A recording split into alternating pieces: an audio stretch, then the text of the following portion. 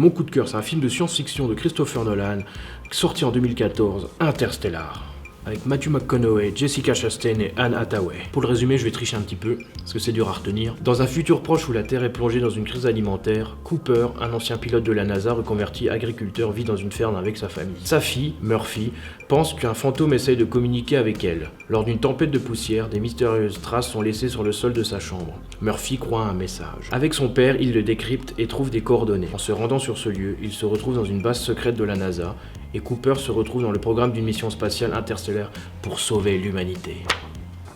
Donc le film a été écrit par Christopher et son frère Jonathan, qui a aussi écrit la série Westworld.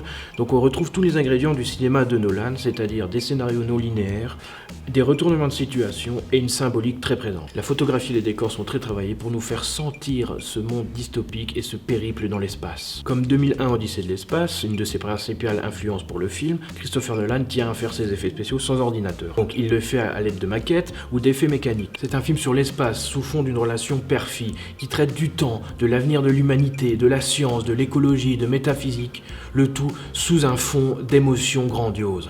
Le film est porté par la BO magistrale de Hans Zimmer, qui signe là une de ses meilleures compositions. Il nous fait découvrir une musique planante, hypnotisante, avec l'utilisation de l'orgue, de cordes qui nous transportent dans un monde ailleurs. Il a d'ailleurs composé la musique sans voir aucune image ni aucun scénario. Il a donc juste suivi les directives du Christopher Nolan qui lui a dit « Je vais faire un film sur une relation entre un père et son enfant » et il a sorti cette BO magistrale. C'est d'autant plus troublant que ça colle parfaitement aux images. BO que vous pouvez d'ailleurs retrouver à la médiathèque. Un voyage de 2h49 qui ne vous laissera pas indemne.